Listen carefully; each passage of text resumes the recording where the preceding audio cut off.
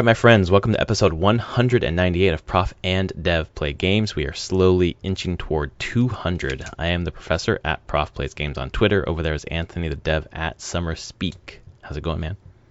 It's going okay. Yeah.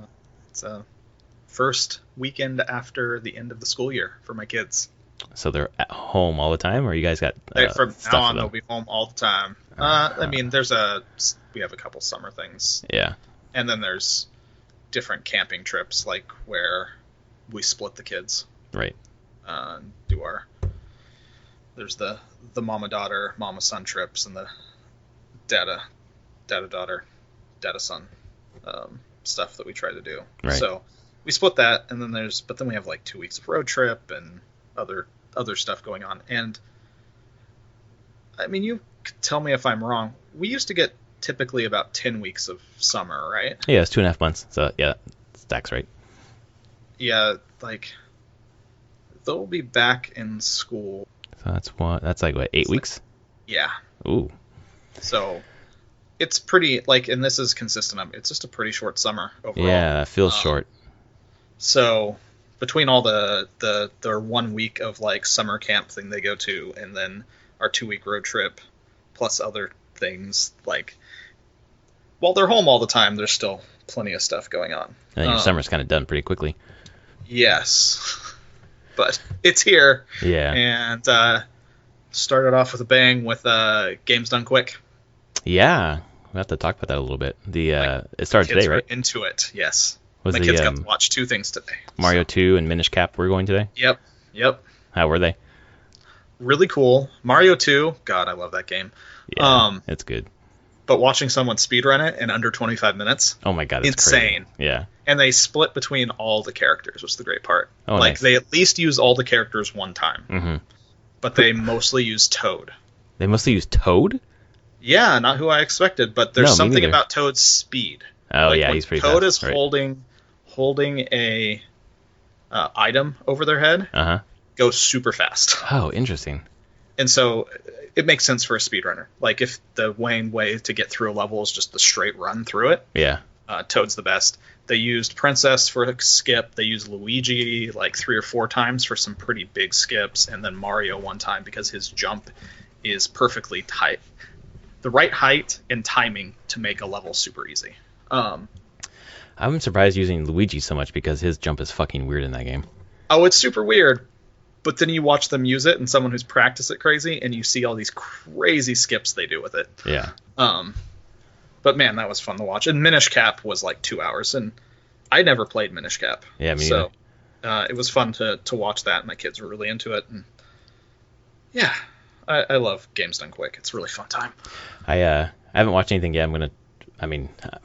My daughter's teething right now, and we're up all the time, and I'm so fucking tired right now that I don't have for this. But when I get my bearings back, I'm gonna watch a few things. But I did purchase my T-shirt. I bought the NES box art with the kind of a Chrono Trigger, and it says Speed Running 2019.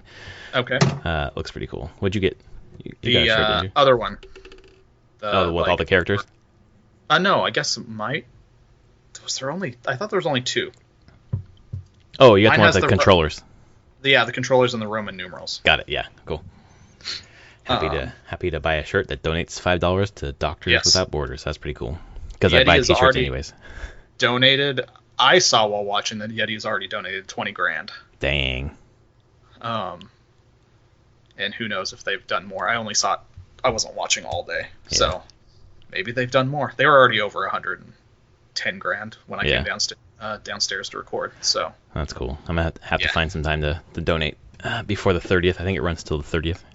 Yeah, next Sunday, ending with Chrono Trigger. I can't wait to see that. That's so rad. I like that because Chrono Trigger's the final game. That's kind of the motif for some of the T-shirts, which is nice. I'm curious. I want to know how they speedrun that game. Yeah, what kind of skips there are. Skips, and then what do they have to do? Like, what tricks do they employ from the mechanics? Not even skips to like beat bosses without being super leveled or anything like that. I feel like early in the game when we played it, I went to Lavos early and like fought him for a really long time. Just kept doing healing and whatever I was doing, I was managing to just barely stay alive and deal damage. And I was thinking, if I keep doing this, if I tried again, because I died eventually, but it was like 15 minutes or something. It was a really long time. I thought maybe if I could have perfected that, maybe I could have beat him then, and then I think that ends the game if you go early and beat him. So I'm sure that would end it. I should check this. But are they doing like a 100% run, or are they doing like a... Yeah, I should check that, because I'm sure that there's a glitchless any percent. So that could be beating levels early. I think that's a way to do that. Yes, and they said it's going to take them 6 hours, though. Oh, never mind. That's not it then. I don't think that's it. I don't think I'm that's looking forward it to seeing at all. Great game. And yeah. I think Chrono Trigger, if I were to wager a guess, is going to, or hazard a guess, I should say, is going to pop up later in this podcast. I think it will. Because we're talking this week about remakes that we really want to see. Dream remakes, which for the podcast title I have cleverly called DREAMakes. I'm really tired. And then Nintendo indie collaborations that we want to see, kind of following on the success of Cadence of Hyrule and that weird fucking mashup that's just worked so well. And we'll wrap up with what we've been playing. Real quick, about what we've been playing. Last podcast, did I talk about having beaten Cadence of Hyrule, or was I about to beat it? You're about to beat it. Awesome. Okay, so I'm going to talk about that. Because I have the text from you where you went to beat it after the podcast and you died. Oh, that's right. I was like, okay. And you had to do it again. Yep. I'm like, I'm going to bed. I'll do this tomorrow, and I did it. Yes. So we'll talk about that. So let's start with remakes, things that have not been remade yet that we would love to see, kind of a la, I don't know, RE2 remake or other things that are slipping my mind right now. Final Fantasy VII remake. Thank you. Exactly. So what's on top of your list? So I will go. There's a bunch of Square stuff. We'll just put that aside at the moment. Because holy crap, is there a bunch of Square stuff. Yeah. The whole Square catalog. I'm going to go from... actually, it's mostly all Square. Okay, never mind. Actually, I want a remake, though, of ActRaiser. Oh, yeah, you keep talking about that game. I got that big... I texted you, the big book from the library that is a compendium of any... It's volume 1 of a 2-volume series of a page or two on every SNES game that ever came out. That's so cool. It's a really cool book, but flipping through it made me think of a bunch of stuff. And ActRaiser was at the front, and ActRaiser was a launch game for the SNES. Oh, really? It was a launch game? It is fantastic. Okay. Absolutely, it's the perfect balance of that strategy, populous god layer with a really good platformer, and it mixes them really well so that right when you feel like one was kind of getting old, it flips you to the other one. So there's a really good cadence back and forth of while you're in what you're doing in the game, so it doesn't get old. And really, I'm just like, it's been too long. Like, everyone talks about loving this game, and it was a really good game. And then they made ActRaiser 2, which got rid of the strategy portion. It was just a platformer. Oh. And people don't really like it. It's okay. It's still good, but it's not as good. Kind of lost what it had at the beginning. It really made it unique. There wasn't an ActRaiser 3, right? Nope. Yeah, okay. So that makes sense. So it's just one of those games I'm like, I would love it for a modern remake of this. Beef up the simulation god sim of it, and then some newer platforming mechanics. Platformers would be really cool. Probably never going to get it, and actually might be a Square game. I can't remember right now. Probably is. Everything that you have is it's close. But just looking at that book made me realize how much I would really love that type of game again. Let's see, Enix. Oh, it is. It was before they merged. It was before they merged, yeah. Yeah, long before they actually combined. Right. Okay, so that's okay. But it's in Square's court now. Yeah, totally. So they would have to remake Damn it. Man, you did not get away from them. It was released on mobile phones in Europe in 2004. Really? In 2004, what kind of mobile phones were going on then? Like Razors? Yeah, flip phones. Yeah. Eee, that seems terrible. Yeah, it really does. Okay. So I'm going to tell you one of mine. And this is one I want remade because I've never played it and want to play it. but I could buy a GameCube and play it, or an emulator for sure. But I want them to remake Super Mario Sunshine. Oh. Wish I had a lot of things to say about it, but I don't because I've never played it. I just know that one of the things holding it back from being remade is that they had analog triggers on the GameCube, and they don't have that on the Switch or on the Wii U. It's all digital, so you can't really control, at least with the triggers themselves, like the level of the flood. But I feel like you could just press a secondary button and then trigger to make it low or higher or whatever. Yeah. Did you ever play Sunshine? I didn't. Yeah, okay. I've never played it. I've seen it. Yeah, me too. Weirdly, through speedruns. Mm-hmm. I watched it really last cool. time. I think it was Awesome Games Done Quick in Yeah. January. I think they had it. Yeah. It looks great. I think some people talk about it as kind of like the black sheep of the Mario 3D platformers. Yeah. But it's just like a big black hole for me because I played Galaxy, parts of Galaxy 2. Obviously 64 played to death, and Odyssey, but never Sunshine. And so I'd really like that to be remade or repackaged in some way for Switch just so I can play the damn thing. I'll have to get. I mean, I still have my GameCube. We'll work it out, get a copy, and send it to you. That I would actually be really down for that. So we'll have to think about that. All right, back over to you. What's next? So another old one. I want a new Echo the Dolphin. Oh, Jesus Christ. I was going deep here. I was yeah, like, you are. I was like, what other Surprised game as the a shit kid out of did me. I absolutely love? I loved Echo the Dolphin. Was that Sega? Yeah, it was on. Okay. It was a Genesis game. Mm-hmm. And it was all about exploration. That's the best part about it. It was puzzle solving and exploration. Was there any combat at all? I can't remember of any combat in it. Hmm. I think you had to avoid things. You might have been able to like punch things with your snout, but for the most part, it was just doing flips and jumps and trying to get over things and explore. Mm-hmm. And the aliens came, and oh my god, it was insane. Again, it's just a series that has gone away, but I feel like, I don't know, at this point you could do a remake / reboot of playing a dolphin in an ocean, trying to explore what has happened to civilization, basically. Right. God, Climate change. You could theme it around climate change kind of stuff, and you have so much more ocean to explore with sea levels rising. exactly. But I mean, that could be one of the reveals is, oh, look at sea levels rose. That's what's happened here. All right. It'd be like a really gritty reboot. A little bit. But you hide it, so you don't really know that until that's like the pull back the curtain at the end of the game. Yeah. I didn't realize it was on 3DS. Did it? 3D Classics, Sega 3D Classics line. Oh. Maybe. Stereoscopic 3D graphics.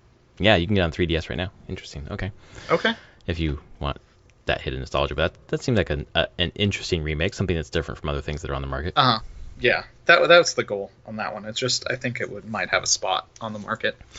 Kind of in vein with a weird puzzle game. The first game designed by Shinji Mikami, who went on to do Resident Evil. Do you know what the first game he did was? No. I'll try to read Japanese here. I mean, obviously transliterated.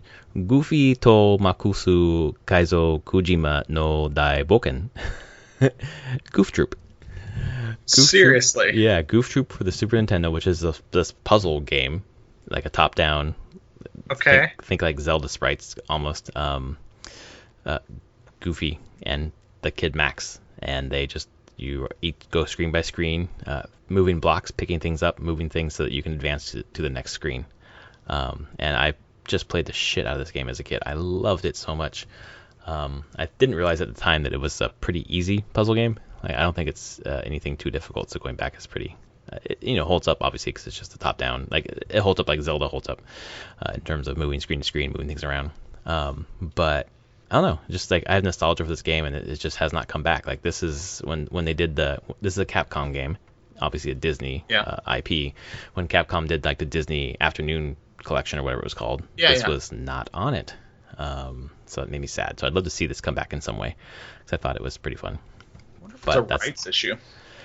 Oh yeah, probably. I mean, but if Disney allowed them to do the other ones, I don't see why this one would be different. Yeah. But there's paperwork that I don't know about, obviously. Yeah. But it's weird that it's Shinji Mikami. That is weird. Hey, everyone's got to get their start somewhere. Yeah, I guess so. So that's my weird one, following your Uh, Echo the Dolphin one. all right. I'll do my first one of my Square ones, which I don't know if it's a super known game or if people think about it, but Parasite Eve. Yeah. Like, no one really talks about it. I mean, it's basically Square's, let's take a Resident Evil style kind of setup.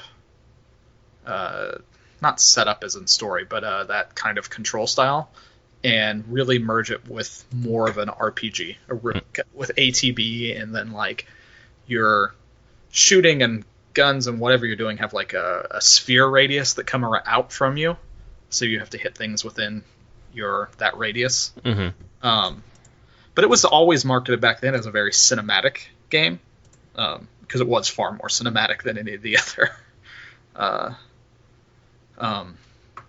their mainline Final Fantasy RPGs. Yeah, I guess you wouldn't use that term now.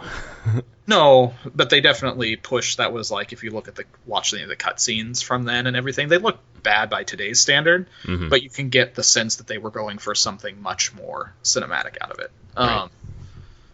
Like there's the famous cutscene of like the main antagonist singing opera and the people like in the audience starting to melt and burst into fire. That's what would happen if I sang opera. So yeah, kind of. I don't know if it'd ever get a remake because it's based on a book. It's a Japanese book. It's kind of a sequel to the Japanese book. Parasite Eve is the name of the book too. Oh, that's interesting.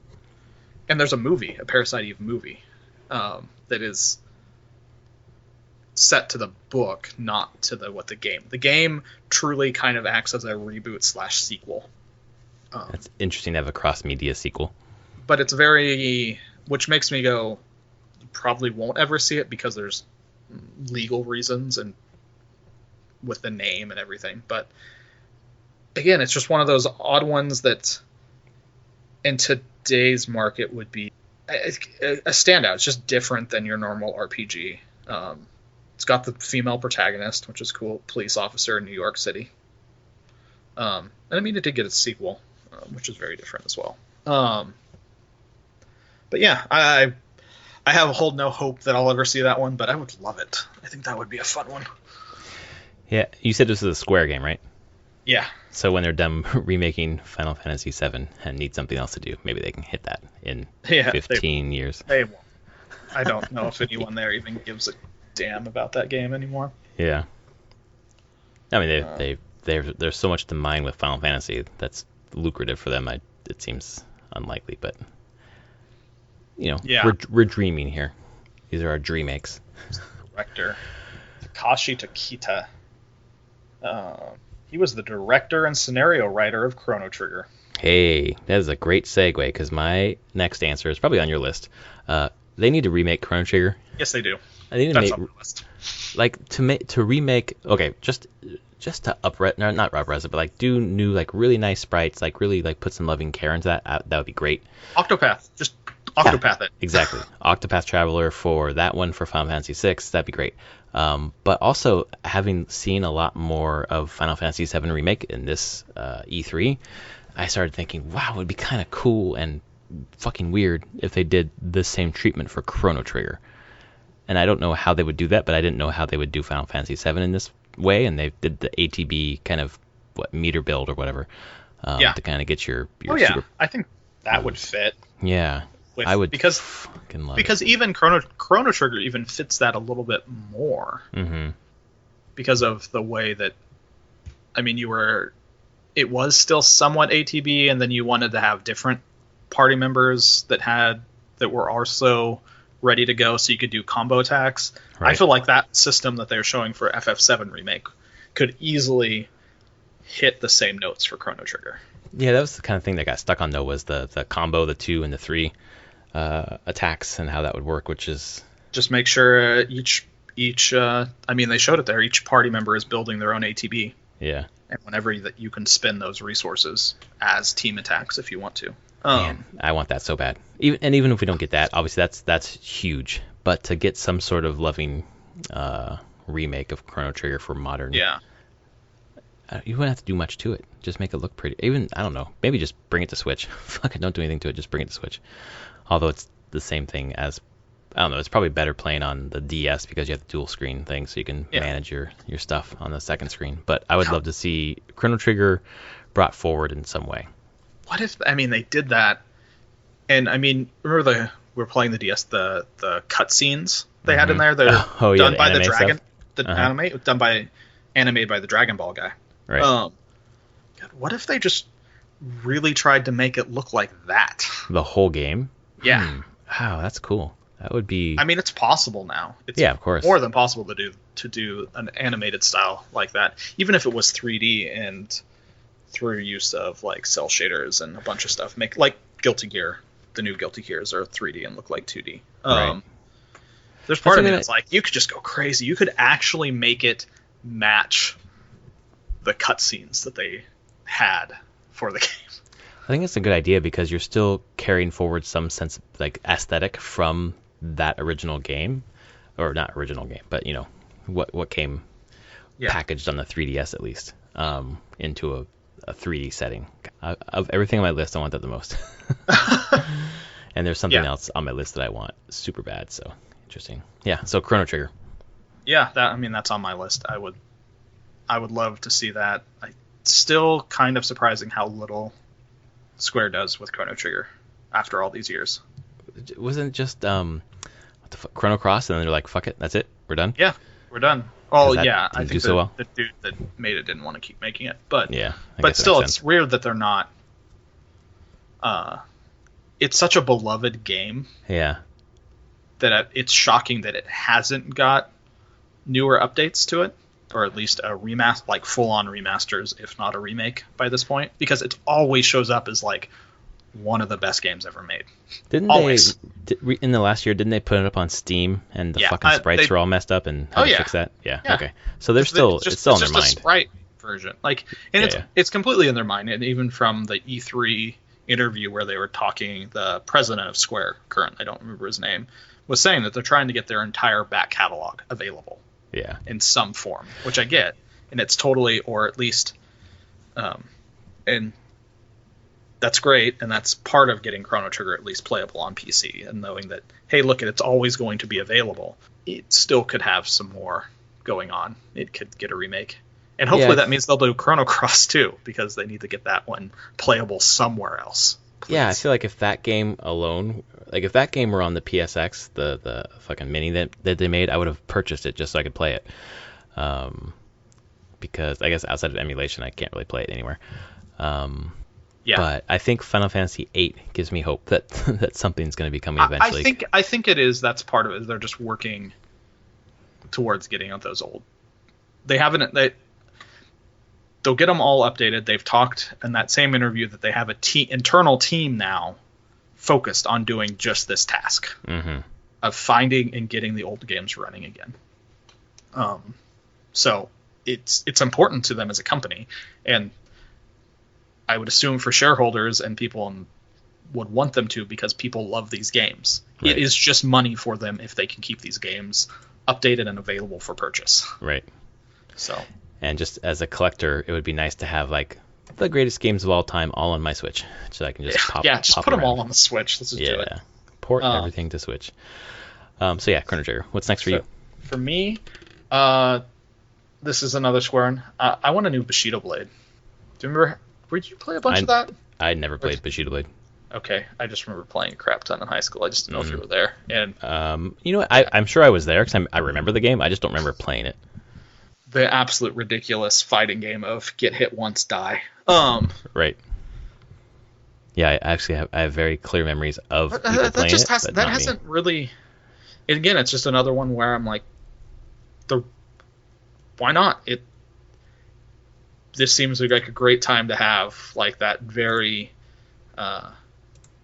parry, read your opponent fighting game again. There's a Bushido Blade 2, which was really added. It was the main thing, but added like a very big single player story to it as well. It was very odd.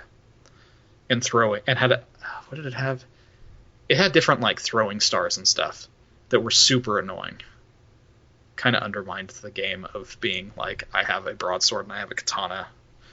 Now we need to fight and try the different close range melee to parry and like dodge and everything. Yeah, it was a very methodical fighting game. And yes, you could die from one hit, so you had to be very careful.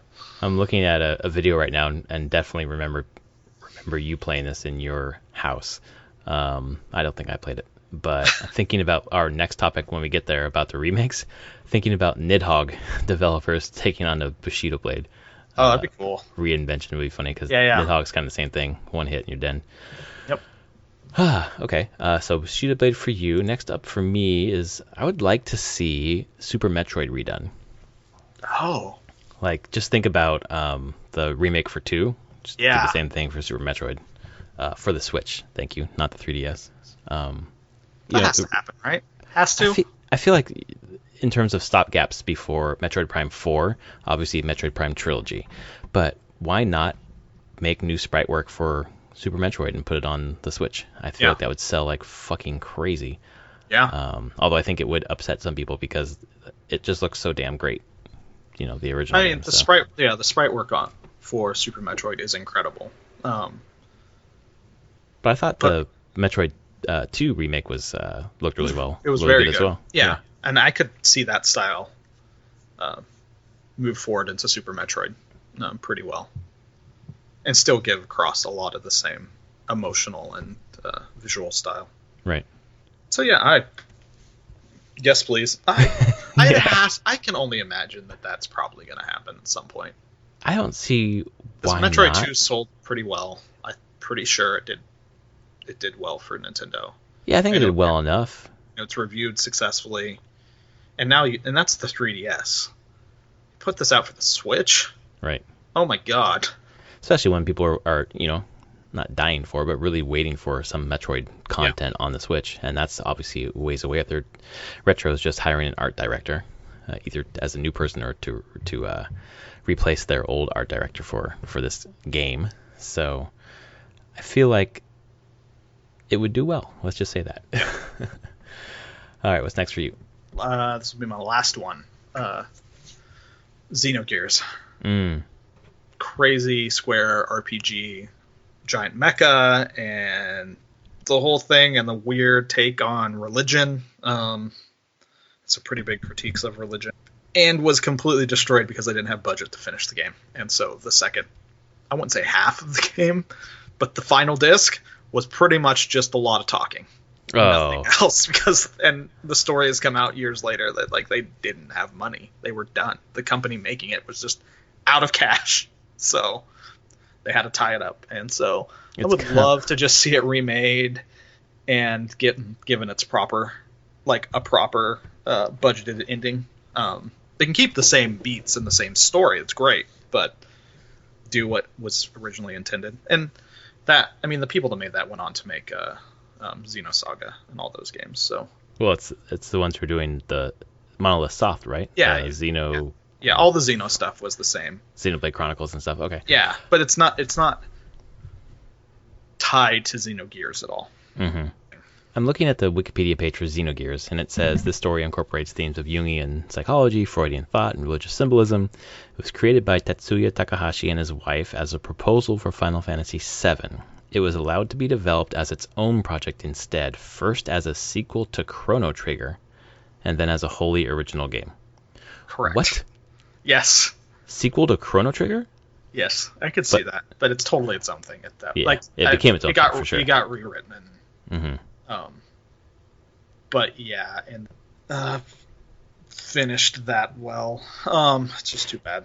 It's like Half-Life 3, where the guy just put out the fucking script. He's like, this is what we're gonna do. Like this last disc is just like, here's the story. Yeah, it's unfortunate, but I think it's good. It's not one that people. I think it's at this point become somewhat of an unknown game. Yeah. But my God, whenever I played that one after like 7 or whenever it came out, it was so good. It was such a different take on a story, and it was, I don't know, it blew my like teenage mind to play that game. Yeah. I thought you and Greg played this game a lot. Was it Greg played it? I think it was Travis. Travis? Okay. Travis played a bunch of this one. Travis was very into JRPGs. Yes, he was. I would go to his house and watch him play. He would play a lot of JRPGs that even I was like, wow, I don't think I could do this one. That's funny. Man, I'd fucking just sit there and watch him play Final Fantasy VII for hours. He wouldn't even talk. He would just play, and it's just like, what? It was like mind-numbing for me. You're like, why am I sitting here? Yeah, like, wow. I mean, I wasn't at my house, which was great, so I was thankful for that. But fuck, can we play like a 2-player game or something? Like, what's happening? So for a long time, I hated Final Fantasy VII, even though I never played it. Yeah, just for that. I see that it was out the last time Xenogears was out. They put it on. It was in North America PSN on Feb 22nd, 2011. Huh. So PS3. PS3. Yeah. But it's not like it's playable now or anything. So, again, this is one that I hope that if they're getting all their back catalog together, they'll make this available and playable somewhere again. I wonder if Takahashi, the guy who founded Monolith Soft, would have something to say about that. Or is it Square's IP? Square's IP. Square owns Even though he carried forward the Xeno name and kind of like spiritual, yeah, I guess. Spiritual. I mean, they can't. They can't do the can Gears trademark Gears. They can't trademark Xeno. Yeah, I guess that makes sense. So, yeah. Well, hopefully then. Hopefully, if they really are earnest about putting out their entire back catalog or as much as they can, that seems like it's a pretty good cult following. Yeah, I think it would be. There's a lot in their back catalog that'd be great. For me, I've got 2 more on my list. I'll go through these really quickly because I think they're ones that you'd like to see as well. Diablo 2. Oh God, I hadn't even thought about that. Yes, please. Yes, give me Diablo 2 that looks like Diablo 3. That would be great. And then the Mass Effect series, obviously. In remaking Mass Effect 1, making it a bit more like Mass Effect 2, I think. And doing something with the Mako, because goddamn, that thing was a pain in the ass to move around. Yeah, come on, EA, just do it. Come on. I can't. Why not? Just put someone on fucking. Just take everyone's money. Yeah. Like really. We all want it. Like just give it to us. True. Pretty much. Yeah. So I think those are a lot of good remakes. Wait. If it's EA now, they'll put surprise mechanics in. Oh my god, it's not loot boxes. It's just not surprise. It's surprise mechanics. Oh my fucking god, you guys. Like seriously, we're. I mean, it is their like. I have to check again. I thought it was their like legal. Oh, it absolutely was. And it's just, I'm just like, oh god, lawyers, you piss me off sometimes so much. It's absolutely lawyer talk. That it makes sense why they're saying that, but because these countries are outlying loot boxes, these are not loot boxes. These are surprise crates. Surprise crates and surprise mechanic, which are very ethical in games. Oh, of course. The players love them. Fuck me. Yeah, part of me is happy that we don't like dig into like all the news stories of the week because some of the shit just depresses me. Speaking of, by the way, Strauss Zelnick, the guy from Take-Two, talked about in some interview was talking about. It's going to go on a rant here for a second. Okay. Talking about unions and the need for unions, and a lot of people responded pretty negatively to what he said in being anti-union. And I just want to be very clear. Like I'm on the e-board of my union. Like I'm very active in union politics. What he said wasn't really anti-union. He was basically saying. In terms of the union part, like in terms of the law, if they create a union, then we will negotiate with them like the law says we have to, like or whatever. Like that's fine. He's basically not saying unions are bad, but we would obviously work with them if that's what came to pass. The thing that he said that was stupid was I don't see why anyone would want to join a union because it's so great working for us. And not really thinking. He's talking about monetary. Like the average salary is $100,000 when you take into effect executive pay. Yes. Which is fucking stupid, but like unions help with working conditions like overtime pay and regulation of hours and whatever else. So it's just like it was just very much like this guy with the monocle looking down at the workers saying everything looks fine from here. I don't know why you guys are complaining. Yeah. So I thought that was annoying, but also the reaction to like he's anti-union was also annoying because he wasn't really coming across as anti-union. He was just being an idiot. Yeah, that doesn't. From that doesn't sound straight up anti-union. No. It's just like there's a difference between anti-union and then just not being so not connected to the actual worker. Yep. You don't understand why unions are even necessary. Exactly. Which isn't anti-union. It's just completely like you could be educated on this and you'd be like, oh, I see now. Right. And it's more just a naivety of like, what are you talking about? Everything's great. When I hear stuff like that, I feel like we should be taking the opportunity to like educate in like a very collegial way, as opposed to like you fucking idiot. Yeah. But I felt like the response was kind of like, this fucking guy's anti-union asshole. And it's like, that's not quite what he was saying. But if you keep pushing him away, then I don't know. I'd like to bring people in and have discussions as opposed to push them away. Yeah. So anyway, I just wanted to do that little mini rant. The next topic we had that I kind of went crazy with, I suggested maybe one or two, but basically in the spirit of Cadence of Hyrule, what indie / Nintendo property mashups could we think of that would be super fun, something we'd like to see? So obviously you got two. Okay, well I've got 1, 2, 3, 4, 5, 6. But basically, Crypt of the Necro Dancer and Zelda. Who would have ever thought of that?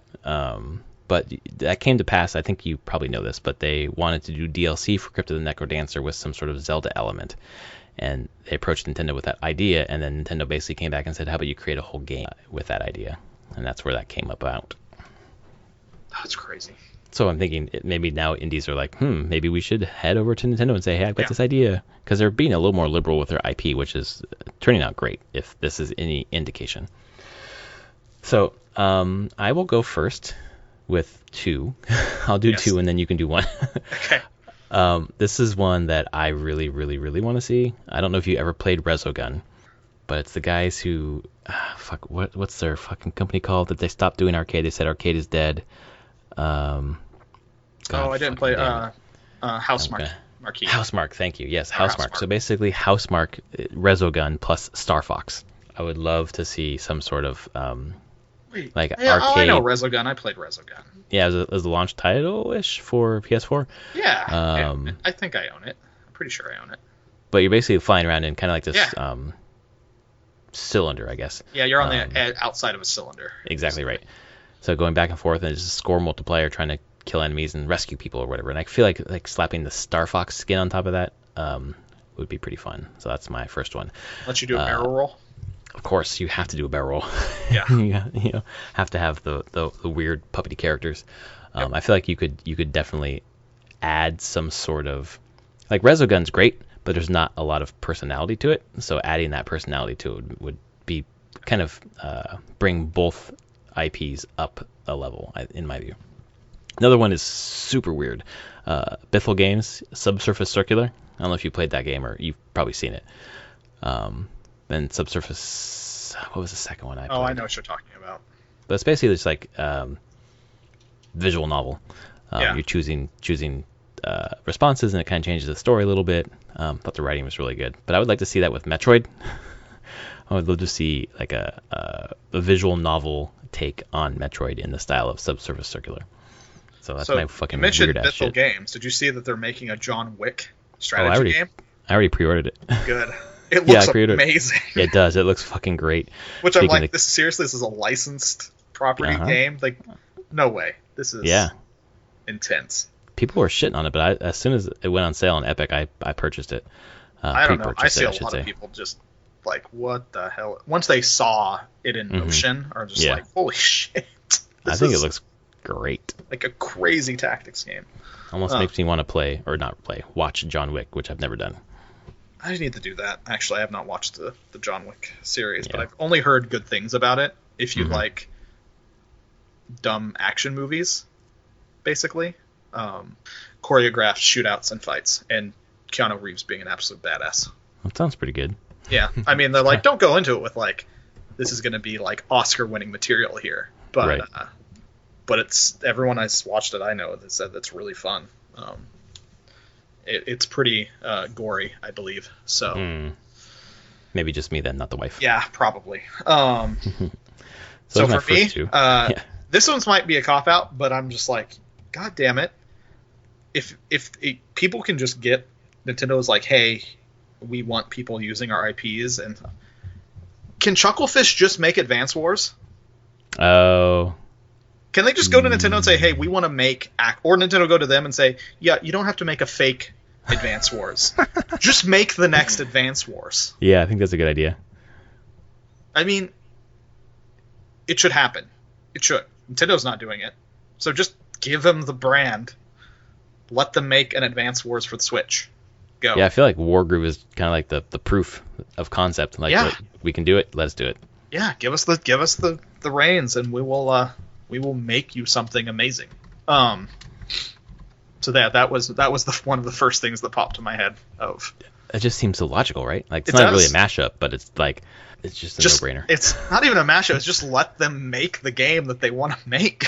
Right. It's kind of like Yacht Club Games making fuck. That's not Nintendo. Say Mega Man. But that's not Nintendo. Yeah. All right. Next two for me. This is maybe Weirwood, maybe not, but Cuphead. So Studio MDHR and Kid Icarus. Oh. So having like a bullet hell Kid Icarus in that like 1930s cartoon style. And actually, that studio just came out and said we'd love to do a 1930s aesthetic cartoon thing with Zelda. Like, okay, now it's all coming out the woodwork. Everyone wants to make Zeldas. That's the thing about it. I'm sure everyone would want to make a Zelda, but there can only be so many Zelda games. There's other cool properties there. I hadn't thought of Kid Icarus. That'd be cool. Yeah, that'd be really cool, I think. Other one is such a weird, like, tonal mashup, but inside. Okay. So basically Playdead and then Kirby. What? Basically turn Kirby from like this kiddie thing into like a much darker turn. I don't know how that would work, but Kirby thinking, oh, you haven't finished Inside. Wait a second, weren't you supposed to play I'm Inside? Supposed to play Inside, yes. Okay, well, I'm not going to say why I think Kirby is perfect for that, but listeners who have finished Inside, like finished, got to the last 20 seconds, might see why. Why Kirby fits. Yes. Oh, fuck. All right, your turn. I want Supergiant to make a Metroid game in the style of Transistor. Oh my god, that sounds amazing. Yeah. That was my Metroid game. When I thought, I'm like, what do I want of Metroid? I would love that isometric, somewhat it's not real-time turn-based combat. Yeah. Let's do it. Let's make a crazy mashup. Metroid game like that. And with the music, I think they could do an awesome Metroid soundtrack. God, that fits so well. That's so good. Did you ever repurchase that for the Switch, by the way? I have not repurchased it for the Switch. Me neither. Should. Have you ever played the game Broforce or seen it? I know what it is. I haven't played it. So take Broforce, the basically over-the-top action hero shooting things, getting to the end of the level, but Nintendo-fy it by using Splatoon. Oh, yeah. That I just like a 2D platformer Splatoon in the vein of the over-the-top action hero Broforce. Just seems like a really great mashup.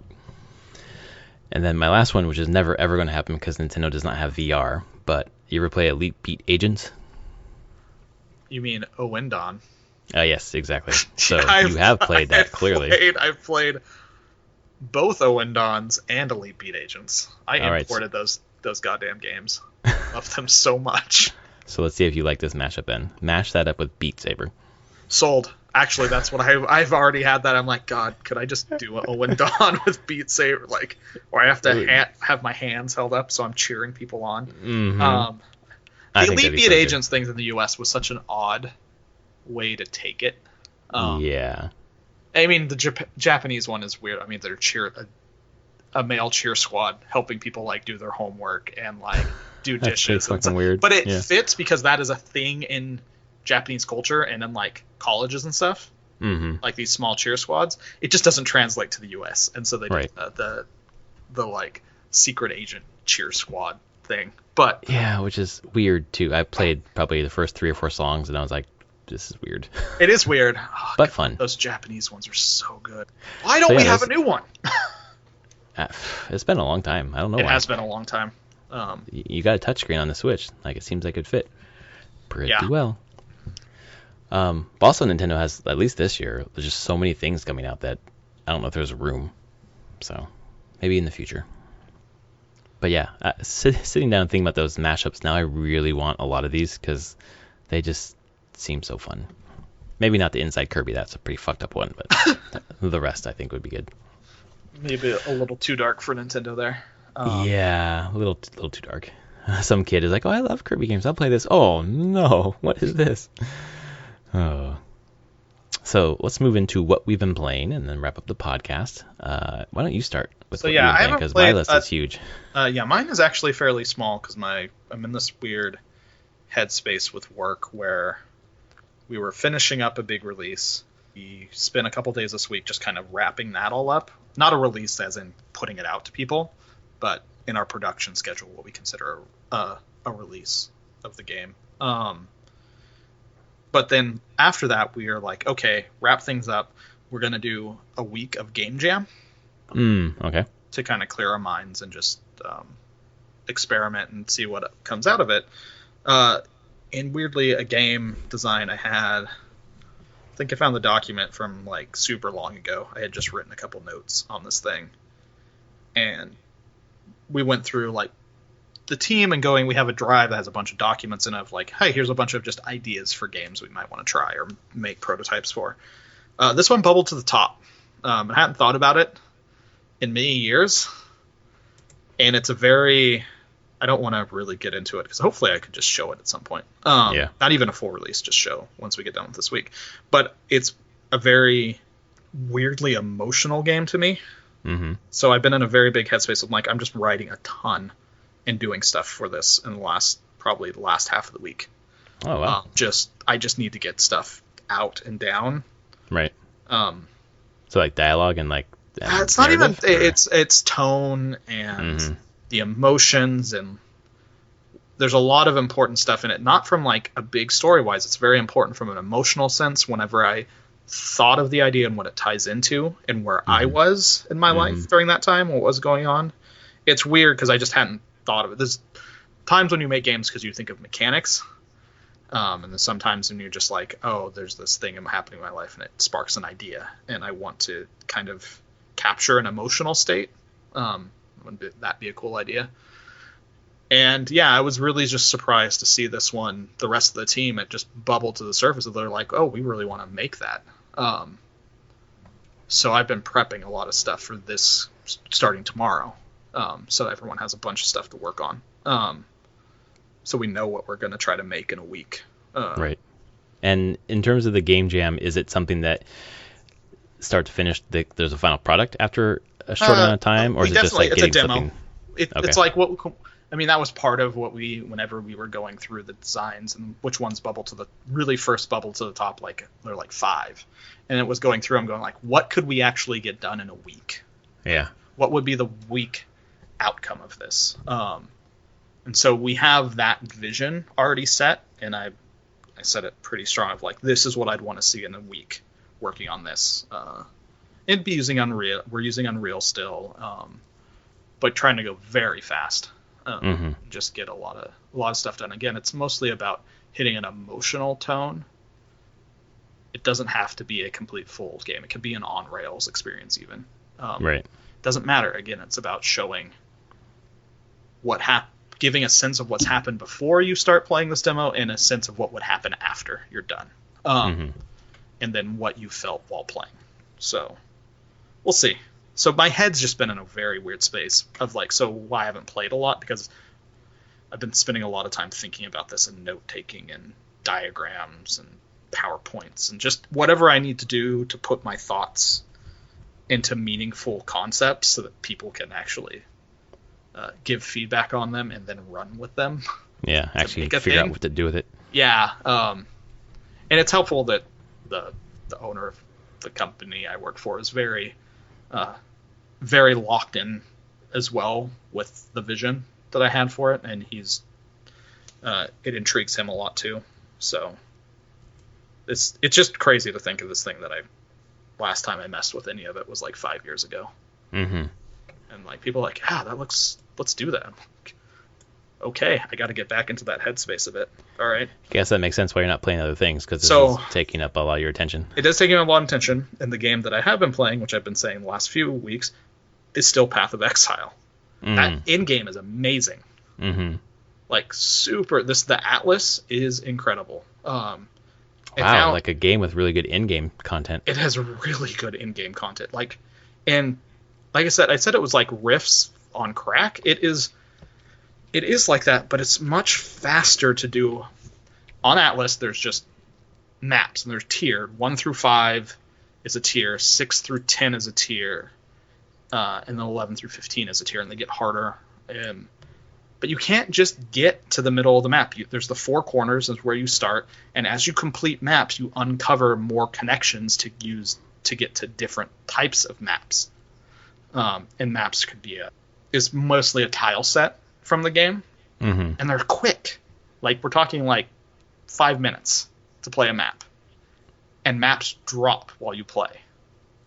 And so you're just piecing together how you want to like work through to build your atlas to the center, while also there's an entire quest line as you're trying to get certain maps to progress the story of the end game of like this corrupting force in the world that's going really through like and that infecting mechanic. things. And then I talked about how all the league mechanics from previous are like huge and tons of content. Yeah. They all appear in this end game. And you can see where the the league NPCs that have their special abilities are, and they shift daily on the map or once you complete a map where they're at. And if you go to a map that they are on the atlas saying that they're there, you get special stuff for that mechanic going on. For that old league mechanic. It's insane. Like, it's every bit of content of this game is put into this end game. And then giving compelling reasons to keep progressing it and trying to find it. Sounds like it's recycled in a smart way or an it engaging way. It is shocking the amount. Like, it is completely recycled, but it's incredible how engaging they've made it. Wow, and how much smart thought they put into it. And the fact that so many people will never see this. Because getting to the end game is so hard. Well, you had to follow a guide to spec your guy out, right? Yeah, and I would recommend anyone who's starting this game fresh, go on to like the Path of Exile forums, look at the class guides, find one that is called like League Starter, because usually those are the ones that are like will have the most tutorials and guides and like start teaching you, and just like choose one and go and follow the guide. Wow. Because you can make characters that will just fail. Right. At the end game, you wasted a lot of time, right? Because you can't respec, right? It costs resources to respec. There's orbs of regret is what they're called. You use orbs of regret to remove skill points. Nice. But there's lots of other things you can use them for too. So you tend to not want to. I mean, it's a very grindy game, but it's weird in the fact that like when you get to D3 in game, you're just grinding for better like loot straight up. You're grinding at the end game for this, for maps, for gear, for tons of currency, because there's no gold in the game. Currency is really just all these different types of orbs that also have gameplay mechanics attached to them. So you have to be careful about what you use and how much you want to use on different like things. It's all bartering. And they have a completely controlled trading environment where you can actually go to the website and say, I want to find someone who's trading this item for a number of chaos orbs or whatever. And but there's no like a real money auction house going on. Nothing. It's all bartering that way. Right. And you cannot spend in-game money to get those in-game currencies. The only way to get the in-game currencies is to just play the game. Yeah. So it sounds like their fans have been pretty happy with this game, and hear you talk about how enthused you are about it. Makes it I am enthused. Running a pretty good ship. Really rough to start.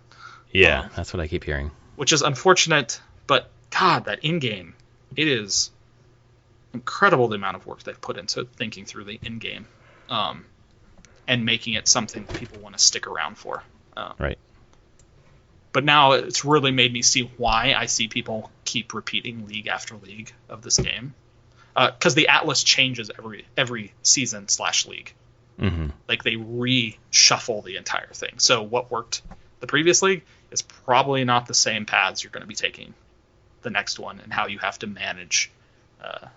If there's something called about shaping your Atlas. I'm not far enough into it to do that yet, but you kind of shape the look of it and where certain maps are.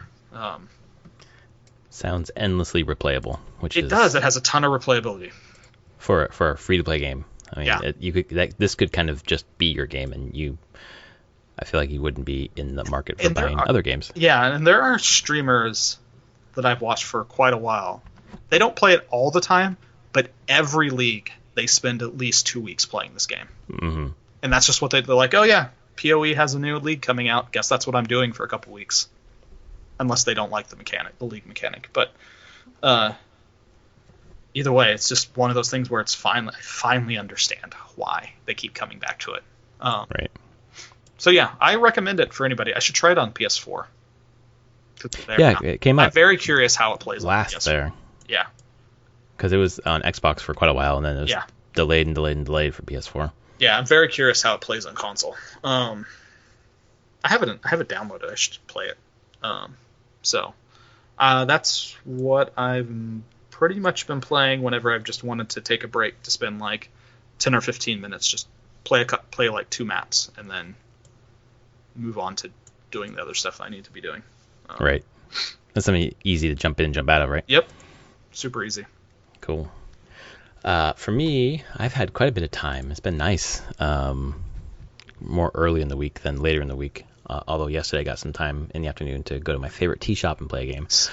But I'll start with Cadence. So basically getting through Hyrule Castle and getting to Ganon is what I did after last week's podcast. And the end game, I did die, and then I didn't die again. And for the most part, it was easy. Like Ganon, the fight with Ganon was, I beat him on my first try within probably 2 minutes. It's kind of cool because you get Link and Zelda together, and then they bring in Cadence from Crypt of the Necrodancer, so you have all 3 together fighting Ganon. So it must have been really nice for the developers to have their character fighting alongside Zelda and Link. But the fatal flaw of the game, unfortunately, is that at the beginning it's kind of hard to get your mind wrapped around the rhythm, and then your weapon is kind of sucks. And then eventually you find a good weapon and you upgrade your hearts, and then you never die. So it starts off, the difficulty curve is out of whack with this game, where it just gets so easy. The bosses, I feel like they have really good mechanics, but you can just brute force them because you have 3 bottles, 3 fairies, or 3 health potions. I see. You don't have to be careful at all. So it was too easy at the end. It kind of brought my enjoyment of the game down a little bit. I wish it had been a little more challenging. But still, for me, it's a solid 8 out of 10. Just really great idea of putting Link and Zelda to music. So I ended up really liking it. It just felt so easy at the end. It just felt like not so much of an accomplishment. Like when I beat Celeste, it was fucking hard, that last level, and to beat it just felt like I just was the king of the mountain. And then beating this one was like, cool, that was fun, but I didn't feel like I had been a great player or anything like that. So I just knew how to basically min-max my settings, I guess, with the upgrades and the weapons and things like that. And then Jesus fucking Christ, went back to Ori and the Blind Forest. Speaking of difficulty spikes, I have been playing this game for like 4 years off and on. And I'm really close to the end. I'm actually at the last level now, but there are like 2 or 3 different areas I still had to go through. So I spent this week going through them, a couple hours, 2 different nights in a row. And this one, Forlorn Ruins, was, I mean, that doesn't mean anything to you, but if you've played the game, you know this area, and it was fucking hard to get. I just kept dying. Finally, like there's weird gravity things that keep changing the direction of Ori as it moves through, and trying to find all these hidden map pieces to like progress through the level to get to the end to like basically restore the magic to the area.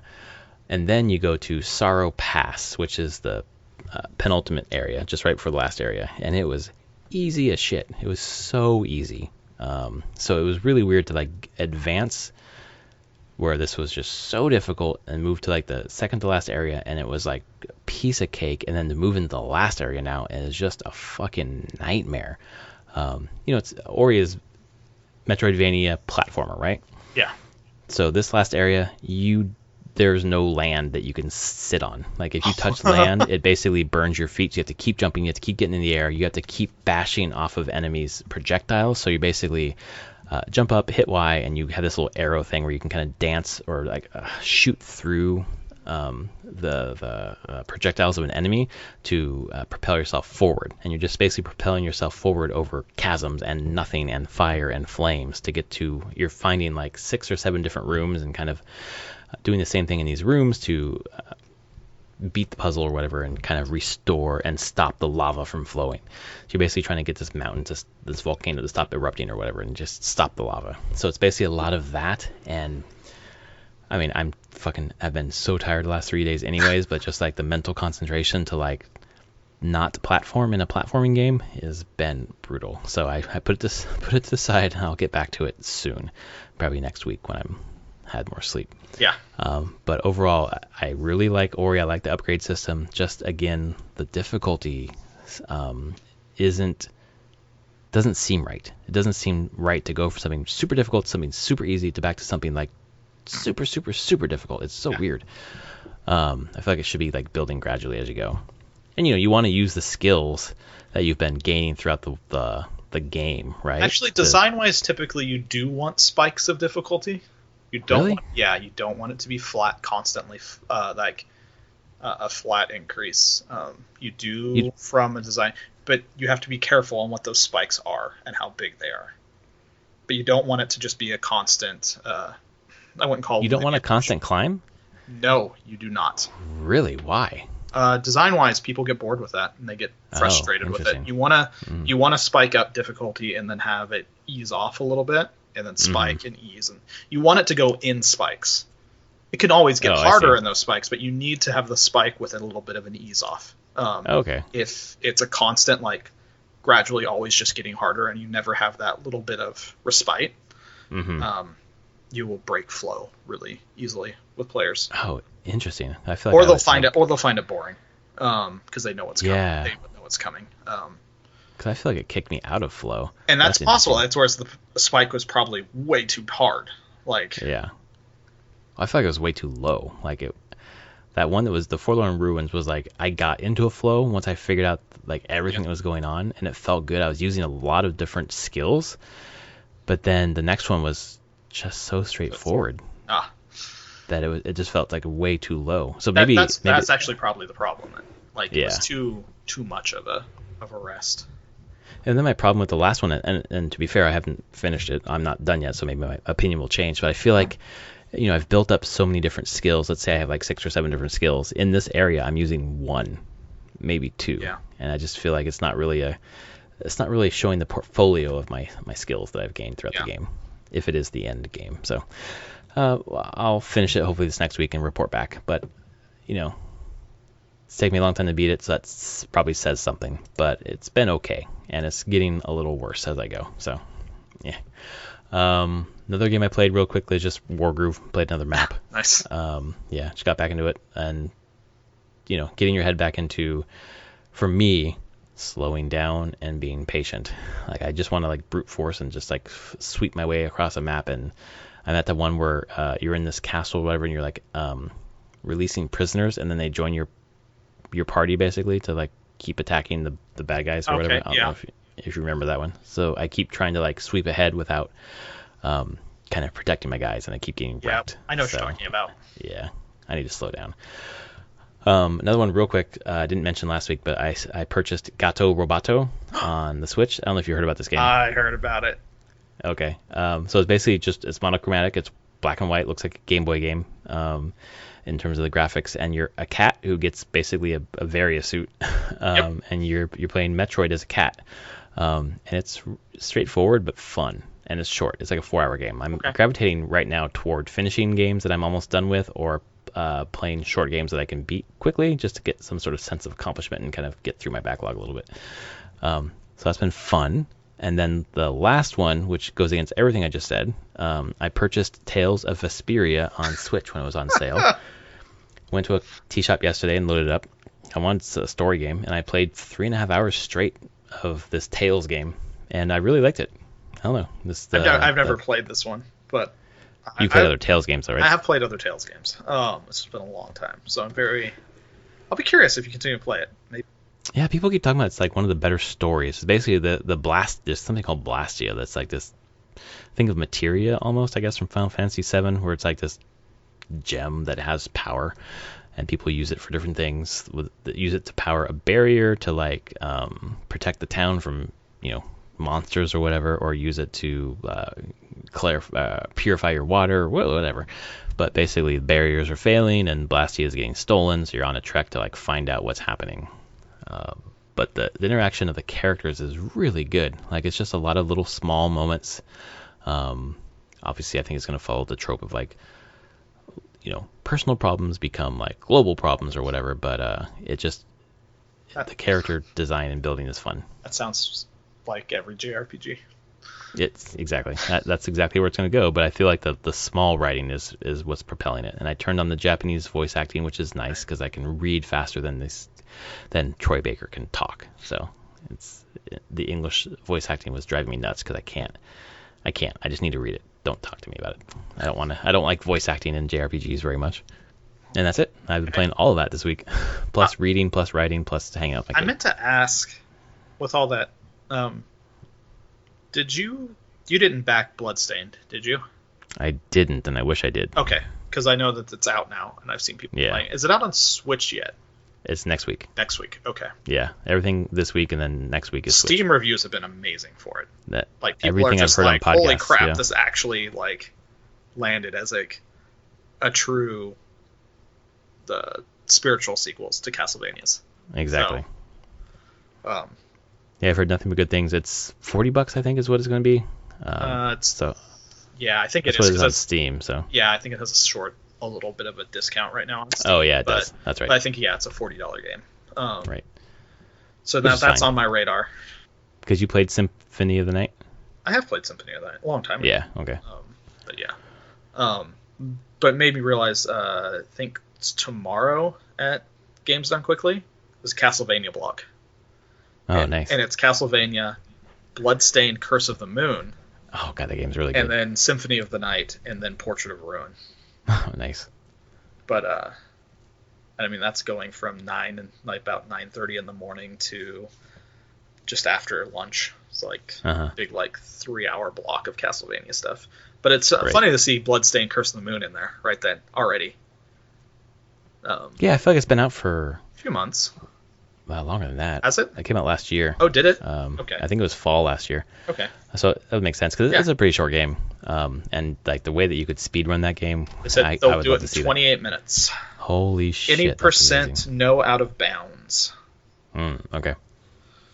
Yeah, I'm gonna have to tune in for that one tomorrow because that's an excellent game. That one's at 9:45. Castlevania fan. And if you show up early, you can watch Castlevania, and they said it will take them about 15 minutes to beat the original Castlevania. The original one? Yeah. Interesting. I feel like I feel like I've heard that Dracula in that game is just so hard. I'd be so curious. Yeah. So yeah, that should be a lot of fun. Yeah. That sounds so much cool stuff happening at these games. I love watching these. They're just fun. Oh, and it's and then tomorrow night is the Metroid block. Or nice. The Prime block. They're doing Metroid Prime and Metroid Prime 2 back to back. At 8 o'clock tomorrow night, Pacific time, for anyone listening. So, this is what my life is going to be, honestly, for this next week, is just looking at the schedule and wanting to watch these games. Yeah, when these events happen, Brad that's all he does all day. I mean, I'll be working, but when I'm not in meetings, I'll probably be working with the stream on my other monitor, just kind of listening as it goes. Because they're tons of fun. I don't know. It's been a really cool community to start tuning into and paying attention to. So right. Things that I'll never be able to do speedrun a game, but it's fun to watch. Hey, these people, it's like cool. You chose a game, and then you're just gonna sit and you're just gonna beat your head against that game until you get amazing at it. Yeah, that's great. Not for me, but I can appreciate what they. Well, it's pretty cool to have a passion that's something that's not. I don't know, so publicly that you're able to demonstrate your skill as a sport or whatever, but to have these venues where you actually can do that, where it is like a sport almost, is quite nice. I got for you Witcher 3 speedrunning. That's you. Go. Oh my god, how would I even do that? That's where it starts. You have to start thinking how would you speedrun Witcher 3. Oh my god. Now I want to do that.